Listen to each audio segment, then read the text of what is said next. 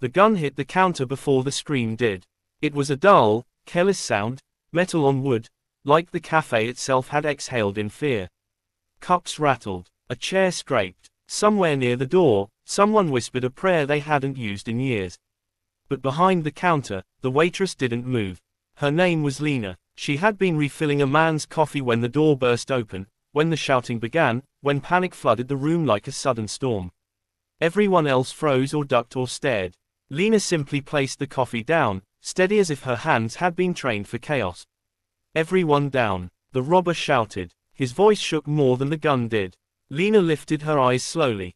Not defiant, not afraid, just present. And in the corner booth, half hidden behind a newspaper, a man watched her closely.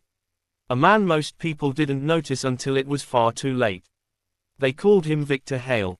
Most of the city knew him by reputation only, a shadow name whispered in back rooms and police briefings. A man whose quiet nod could end careers, or lives. A mafia boss who hadn't raised his voice in decades, because he never needed to. Victor had walked into the cafe 10 minutes earlier, drawn by nothing more than habit. He liked places that felt ordinary. They reminded him of who he used to be, before power hardened him.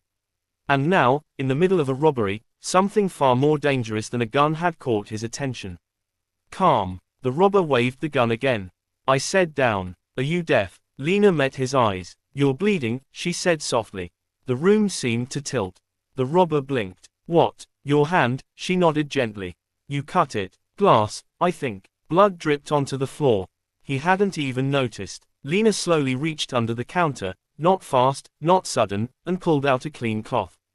"I'm not trying to be brave," she added, voice steady. "I just don't want you passing out." No one breathed. The robber's hand trembled harder now. His face, young, scared, exhausted, cracked for a split second. Victor leaned back in his seat.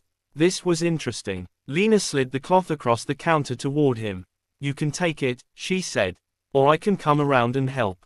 Your choice." Kindness, Victor thought, had always been louder than violence. People just forgot. The robber hesitated, then grabbed the cloth. His shoulders sagged as he pressed it to his hand. "I didn't want this," he muttered. "I just needed money." Lena nodded. Most people don't wake up wanting to hurt anyone. That sentence landed heavier than the gun. From the booth, Victor folded his newspaper. He had seen loyalty bought, fear enforced, respect demanded. But this quiet humanity, was rare. Police sirens wailed faintly in the distance. Panic returned to the robber's eyes. "They're coming. I'm done. I'm done." Lena glanced at the door, then back at him.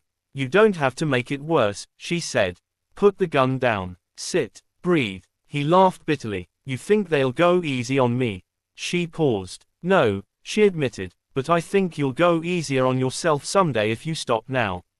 Silence. Then, metal clattered against the floor. The gun. The room erupted in sobs, gasps, disbelief. The robber sank into a chair, head in his hands. When the police burst in moments later, they found no hero with a weapon. Just a young waitress holding a trembling man's shoulder, whispering, "You're still human.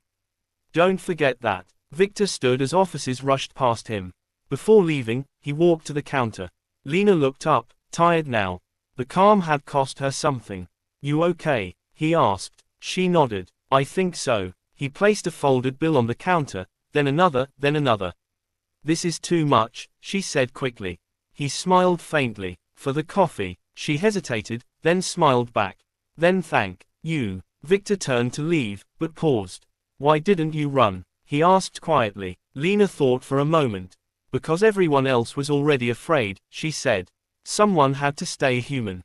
That night, Victor Hale sat alone in his penthouse, the city glowing beneath him. He had built an empire on control, on fear, on power.